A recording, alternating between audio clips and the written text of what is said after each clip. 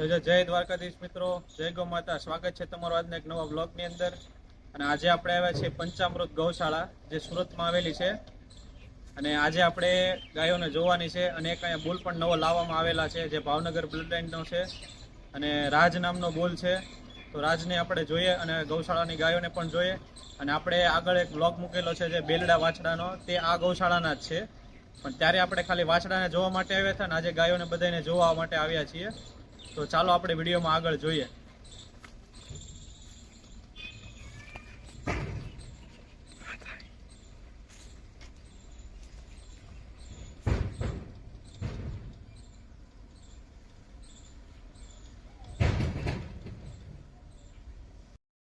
તો મિત્રો, અત્યારે આપણે ગાયોને જોઈએ છીએ. અને પણ આ ગાયોને એક એક ગાયો વિશે ડિટેલ આપવા માટે કોઈ વ્યક્તિ અહીંયા હાજર નથી.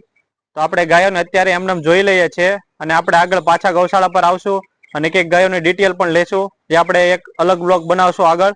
તો અત્યારે આપણે ગાયોને એમને જોઈ લઈએ, નિહાળીએ, અને કઈ રીતે આનો બેસવાની જગ્યા છે, પંખા મૂકેલા છે, સરસ મજાની જગ્યા બનાવેલી છે. અને અત્યારે ગાયો આરામમાં છે. તો તમે વિડીયોમાં આગળ જોઈએ.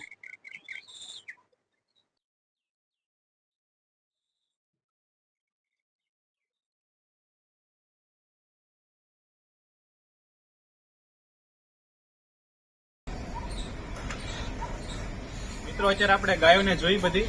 અને આપણે જે આગળ બેલડા વાછડાનો વ્લોગ મૂકેલો છે, આ ગૌશાળાના છે. અને આ ગૌશાળાના વાછડા બેલડા છે. તો આપણે વાછડાને જોઈએ.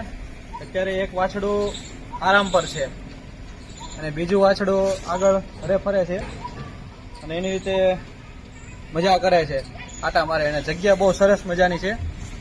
જે ઝાડ છે આંબાનું, એની નીચે અત્યારે આરામ કરે છે. અને સરસ મજાની ગૌશાળા બનાવેલી છે. અને અહીંયા પતરાનો શેડ કરી અને પંખાની પણ સુવિધા કરેલી છે સરસ મજાની, જેથી ગાયોને માખી અને મચ્છર પરેશાન નથી કરતા. એટલે એની રીતે એને મજા આવે એ માટે.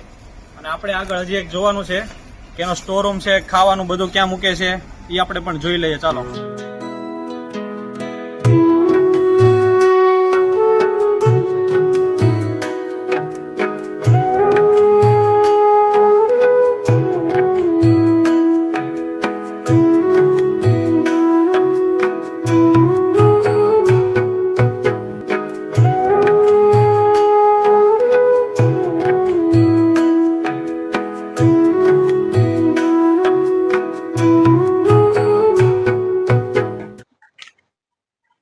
મિત્રો, આપણે અત્યારે સ્ટોર રૂમ પાસે આવી ગયા છીએ. અને સ્ટોર રૂમમાં અત્યારે સૂકો ચારો અને ગાયો માટેનું જે ખાણ બનાવવાનું હોય તેની બોરી પણ મૂકેલી છે, ઘણી બધી છે. અને લીલો ચરો જે ગાયોને આપે છે ખાવા માટે, તે કટિંગ કરીને આપે છે. એનું મશીન પણ અહીંયા છે. અને ગાયો માટે સાંજની જે દોવાઈ કરવાની છે, તો એના માટે અત્યારે ખાણ પણ પલાળેલું છે, જે 2 તગારામાં છે. તે સાંજ સુધીમાં તૈયાર થઈ જશે.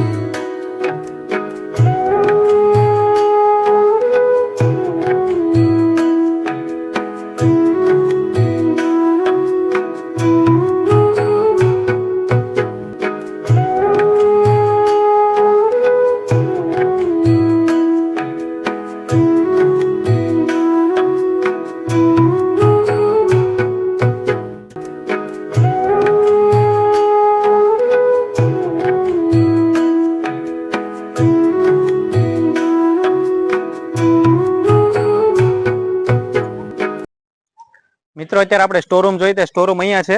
અને જે ગાયોને દોવાઈ માટે જે પાકી જગ્યામાં રાખે છે, જે મેઇન શેડમાં, વરસાદથી બચાવવા માટે અને ઠંડથી પણ બચાવવા માટે જે જગ્યા મૂકેલી છે.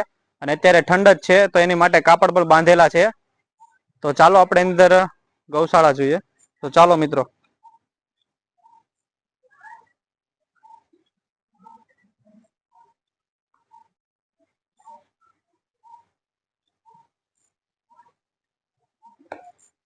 ગાયો માટે પથ્થર જે બ્લોક ટાઈપના પથ્થર છે તેને બેસાડીને એકદમ પાકું બનાવેલું છે, ગમાણ પણ છે. અને મિત્રો આ ગૌશાળાની તમે ચોખ્ખાઈ પણ જોઈ શકો છો, જે સરસ મજાની એને સુંદર રાખવામાં આવે છે. ગૌશાળાને સાફ સફાઈ કરી અને ડેઈલી પાણી નાખી અને સાફ કરવામાં આવે છે. અને દોવાઈ માટે બધી જ ગાયોને જો અહીંયા એક પછી એક બાંધવામાં આવે છે. અને નાના વાછરડા આપણે જે બહાર જોયા એની માટે એક પિંજરું છે લોખંડનું જાળીવાળું, તેમાં પણ રાખવામાં આવે છે. અને પંખાની સુવિધા, લાઇટની સુવિધા, એકદમ સરસ મજાની ગૌશાળા છે અને સુવિધા એકદમ સારી આપેલી છે ગૌશાળામાં. તો ગૌશાળા વિશે આપણે ઘણું જાણ્યું. અને આવા જ અલગ અલગ ગૌશાળાના વિડીયો જોવા માટે અમારી ચેનલ લાઇક, શેર, સબસ્ક્રાઇબ કરજો. અને કોમેન્ટ કરવાનું ભૂલતા નહીં મિત્રો. તમે અત્યાર સુધીના બધા જ વિડીયો જોયા છે, તમે કોમેન્ટ નથી કરતા, પણ કોમેન્ટ કરવાનું ભૂલતા નહીં. તો મળીએ આપણે એક નવા વિડીયોમાં. તો જય દ્વારકાધીશ અને જય ગૌ માતા મિત્રો.